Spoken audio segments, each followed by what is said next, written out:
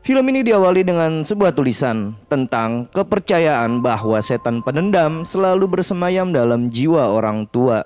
Bahkan kekuatan gelap yang ditimbulkan mampu membawa mereka ke dalam kemarahan yang tak terbendung. Kemudian cerita berlanjut oleh kesendirian dan kesedihan seorang aki-aki di panti jompo yang gak terurus. Setelah membesarkan anak menjadi sukses, si anak yang sudah mapan malah menelantarkannya. Amit-amit jabang bayi. Dan tak lama kemudian, seorang suster datang telat karena kebanyakan nonton TikTok. Ia pun bergegas menemui si Aki yang sebenarnya sedang sakit.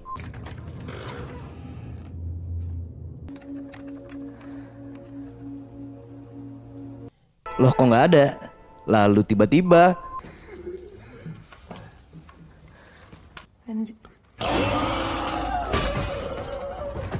entah apa yang terjadi dengan si Aki.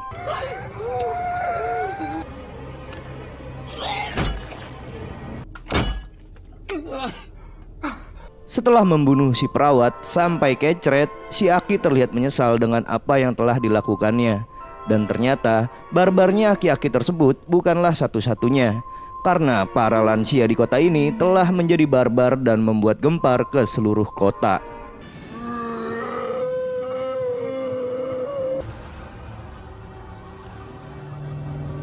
Kemudian scene berlanjut ke beberapa hari sebelum petaka ini terjadi. Terlihat seorang janda beranak dua bernama Ella lagi OTW ke kota Rungkat itu untuk menghadiri pernikahan adiknya. Kedua anaknya pun udah gak sabar untuk mukbang prasmanan gabus pucung beserta selendang mayangnya.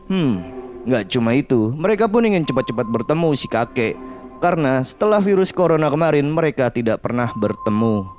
Di sisi lain, mantan suami Ella ditemui sang pacar yang merupakan perawat di panti jompo. Lalu pria bernama Lukas ini mengajak si Ayang untuk menghadiri hajatan kawin keluarga si Ella. Si Ayang pun jelas mau ikut, meskipun nantinya Lukas bakalan bertemu dengan Ella. Kemudian wanita ini berkata bahwa ia tak bisa lama-lama karena ia baru menerima kabar jika para lansia di panti pada mogok makan. Dan tak lama kemudian, si pacar yang bernama Kim ini pun pergi. Setelah seharian OTW, mereka pun sampai dan terlihat bahagia saat bertemu si adik dan calon suaminya. Rupanya adiknya sengaja menggelar kawinan di daerah ini agar mendapatkan suasana sepi dan romantis. Di tengah kebersamaan mereka, Ella heran karena ia belum melihat ayah mereka. Kemudian Shana mengabarkan bahwa semenjak perceraian Ella, ayah mereka tinggal di panti jompo. Shana pun mengatakan jika kondisi ayah mereka kini sering sakit-sakitan bahkan mulai pikun. Terlihat Ella pun menyesal karena selama ini ia telah mengabaikan si ayah. Dan hingga pada akhirnya mereka pun berencana untuk menemui si ayah, sekalian mengajaknya untuk menghadiri pernikahan sang anak. Sementara itu, anak Ella yang paling gede ditemui sang mantan yang merupakan warga kota ini. Terlihat Laura pun pangling karena si mantan gak pakai Vespa Matic, hasil ngambek ke orang tuanya. Lalu pria bernama Alex ini mengajak Laura untuk healing ke tempat yang biasa dipakai pacaran bagi warga sini. Ajakan itu pun jelas tak mungkin Laura tolak.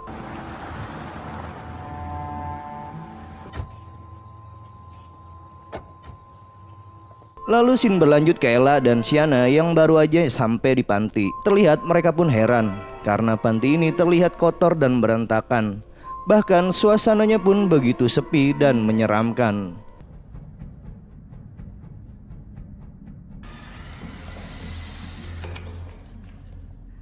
Tak lama kemudian Kim menyambut kedatangan Ella, si mantannya Lukas. Dan karena mereka sudah kenal, Kim langsung mengajak Ella ke tempat si ayah. Kemudian Kim menceritakan jika kondisi panti memang memprihatinkan. Apalagi keluarga para lansia ini sudah jarang menjenguk mereka. Terlihat Ella pun miris saat melihat seorang lansia yang diikat dengan alasan depresi dan kurangnya tenaga kerja. Sementara itu, si bocil Noah merasa heran dengan gerak-gerik seorang aki-aki jabrik. Lalu si aki jabrik menunjukkan arah agar Noah bertemu dengan kakeknya.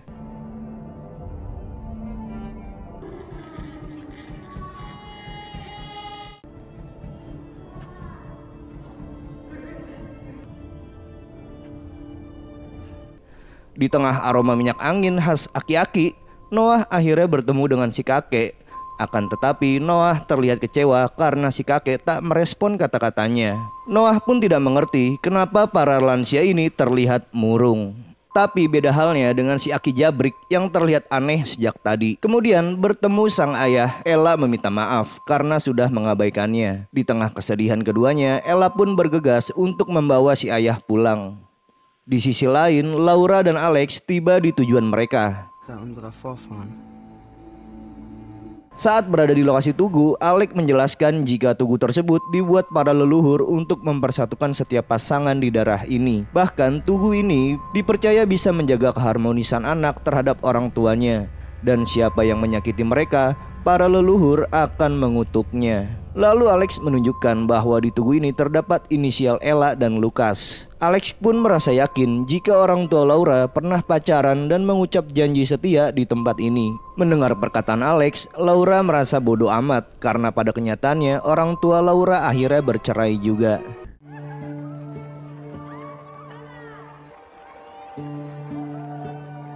Singkat waktu, hajatan kawin Shana pun digelar di depan gereja desa. Terlihat para tetangga lansia di daerah ini cuma bisa melongok melihat kemeriahan pesta.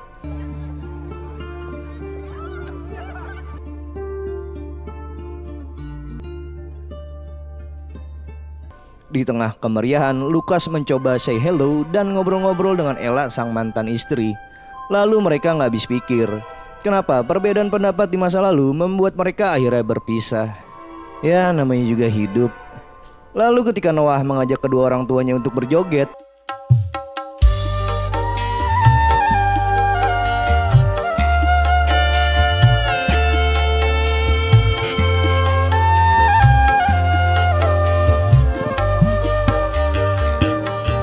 saat resepsi berlangsung, para jompo di panti begitu fokus memperhatikan kemeriahan pesta.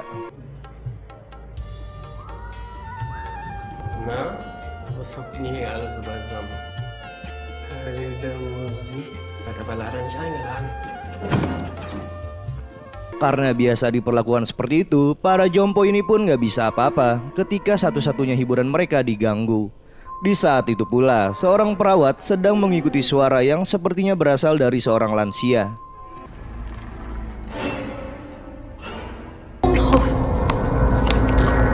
Betapa kagetnya si perawat saat melihat seorang nenek sedang mukbang kabel PLN. Ketika listrik padam, perawat menyuruh para lansia untuk segera tidur. Lalu tiba-tiba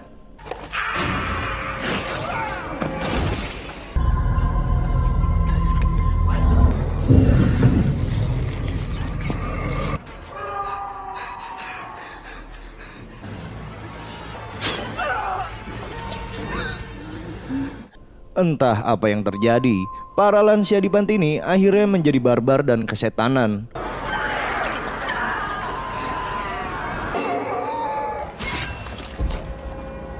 Setelah menghabisi dua perawat, si Aki Jabrik berniat untuk mengobrak-abrik hajatan keluarganya si Ella.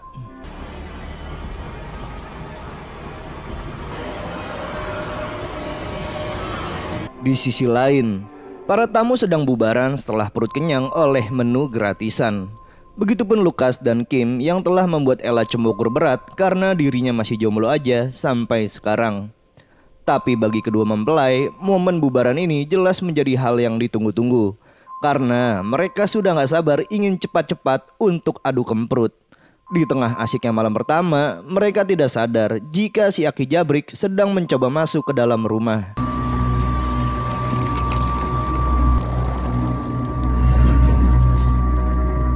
Mendengar suara adu kemprut, si Aki Jabrik prepare mencari senjata untuk membantai si pengantin baru ini. Ia pun menggunakan hiasan bola besi lalu dibungkus kaos kaki busuk dengan ekstrak kuku. Lalu tiba-tiba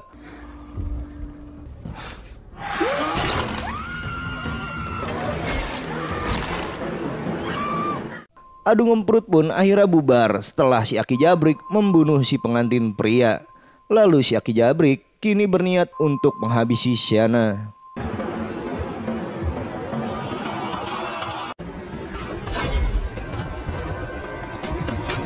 Shana pun akhirnya tewas setelah mulutnya disumpal kaos kaki berbulu.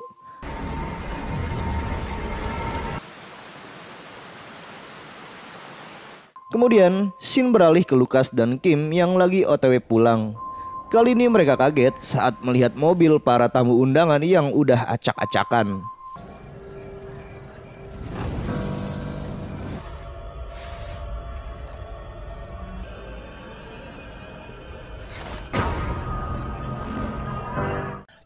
Tanpa diduga, ternyata kekacauan ini adalah ulah para Aki dan Nini Kopet. Karena jalanan terhalang mobil, Lukas kembali ke rumah Ella sebelum dibunuh para lansia itu. Sementara itu, Ella yang sedang tidur terbangunkan oleh suara-suara aneh dari kejauhan. Padahal semua itu adalah kekacauan dari para lansia tadi. Lalu Ella teringat dengan si ayah yang selama pesta berlangsung selalu terlihat murung. Dan tak lama kemudian, Laura mengatakan bahwa ia baru saja melihat gerombolan lansia di luar rumah. Namun ketika Ella cek, ia tidak menemukan siapapun. Mendengar suara piano, Ella bergegas untuk mengeceknya. Ternyata itu adalah si ayah. Ketika ditanya, si ayah malah menunjukkan wajah emosi atau marah-marah.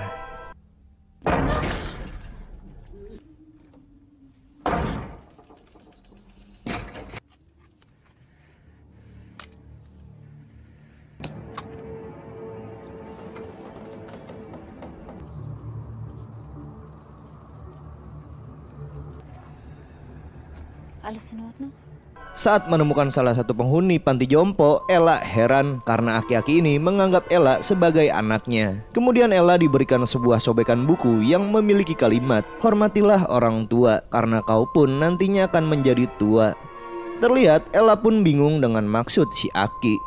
Sementara itu, Laura penasaran dengan suara aneh di dekatnya.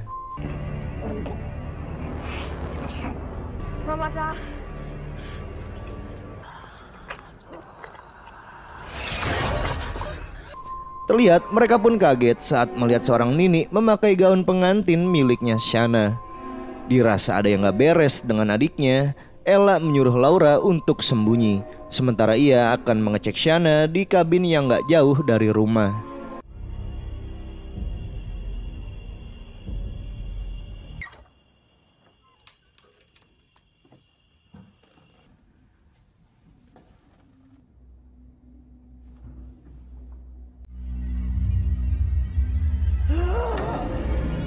Sontak, Ella pun merasa lemas saat melihat adiknya tewas dengan kaos kaki di mulut.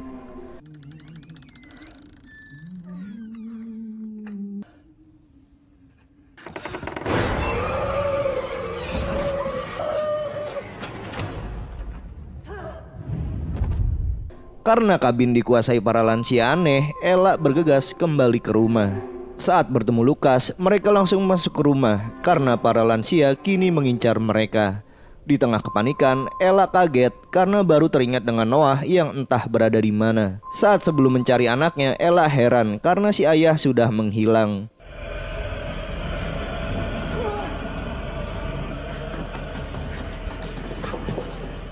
Untuk berjaga-jaga, Ella mengambil pistol FF milik si ayah.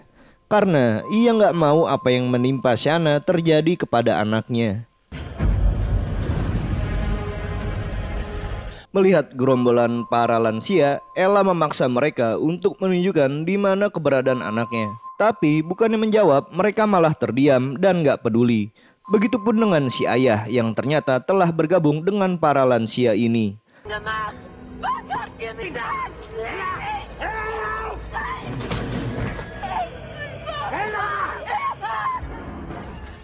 Saat Ella mengamuk, Laura dan Kim mendengar sesuatu yang mencurigakan. Di tengah kepanikan mereka, si Aki Jabrik datang dan mempersilahkan masuk para pengikutnya.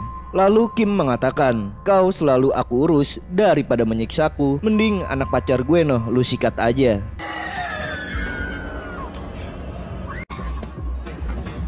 Ketika di dalam rumah, Kim dengan watodosnya sok berdoa dan tidak tahu menahu soal Laura. Lalu tiba-tiba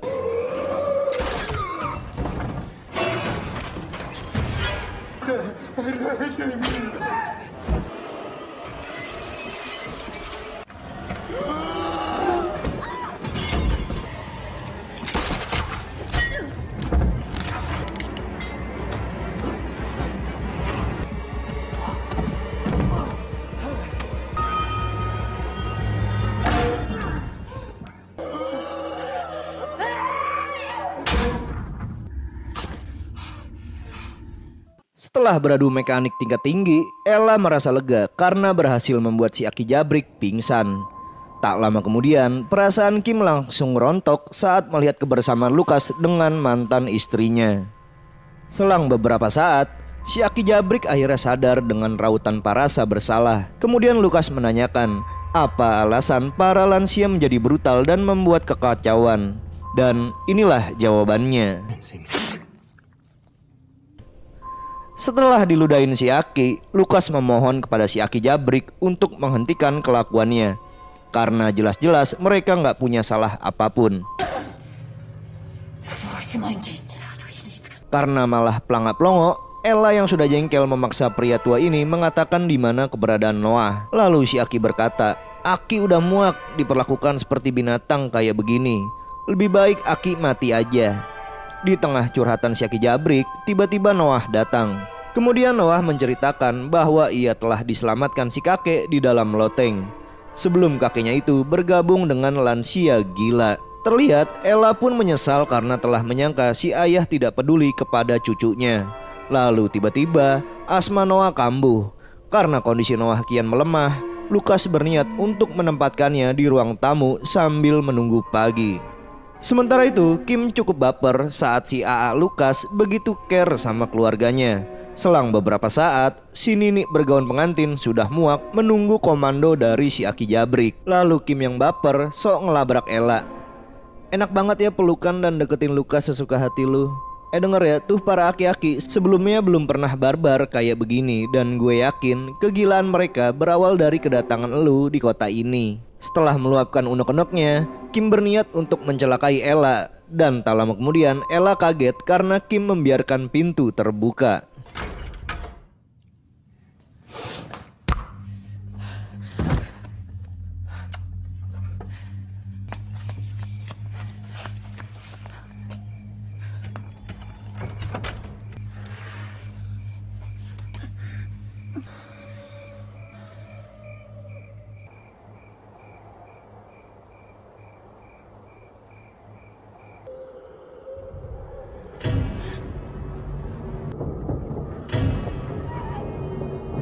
Mendengar jeritan Ella, Lukas tak menyangka jika Kim berniat jahat kepada mantan istrinya itu.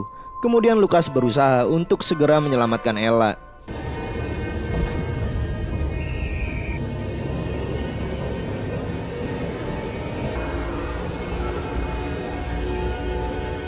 Di tengah serangan para lansia, Kim yang merasa bersalah berniat untuk mengalihkan perhatian para lansia ini. Dan ketika Kim dieksekusi, Ella akhirnya berhasil memasuki rumah. Meskipun mereka selamat, tapi kakinya Lukas mengalami pendarahan yang hebat. Dan hingga pada akhirnya, Lukas pun tewas.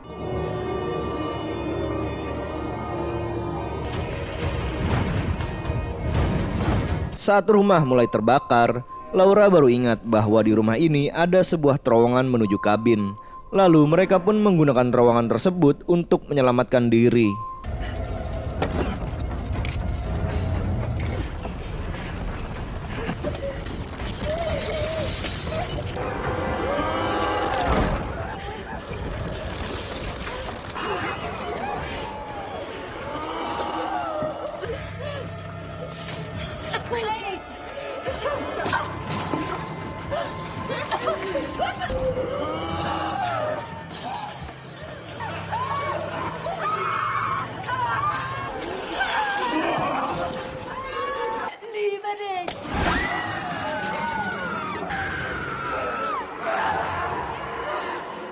Sadar sang bunda sudah tewas, Laura dan Noah melanjutkan pelariannya.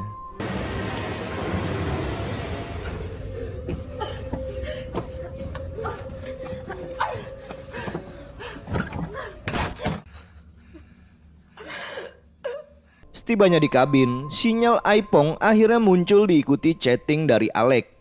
Kemudian Alex mengatakan bahwa para lansia di kota ini sudah menjadi brutal. Lalu Alex mengajak Laura untuk bersembunyi di sebuah pulau. Ia pun menyuruh Laura untuk pergi ke pantai sebelum nantinya Alex datang menjemput. Tanpa berlama-lama, Laura dan Noah bergegas menuju pantai. Karena dirasa kakek mereka sudah berubah, Laura memberanikan diri untuk menghabisinya. Lalu tiba-tiba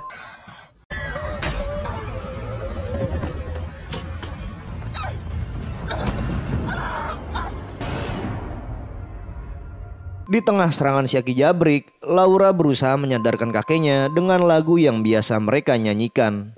Dieses Leid für immer ist nicht Farbenschmelzen von dem Grau des einmal fassen, tief im Blut auf mein Gefieder.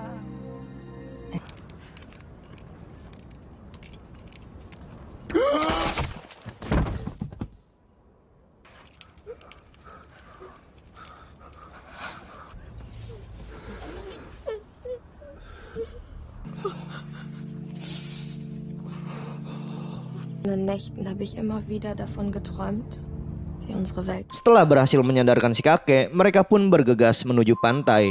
Dan setibanya di pantai, Alex pun datang dan segera menyelamatkan mereka bertiga. Meskipun sempat ragu akan si kakek, tapi Alex melihat si aki-aki ini berbeda dengan para lansia barbar lainnya.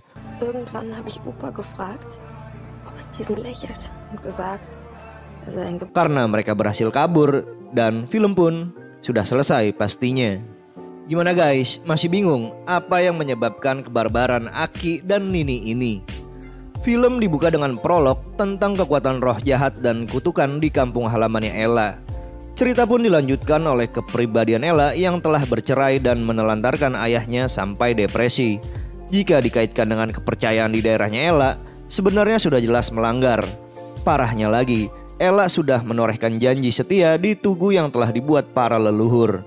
Dan kutukan roh jahat berhasil menguasai para lansia yang sebenarnya senasib dengan si ayah karena telah ditelantarkan oleh anak-anaknya.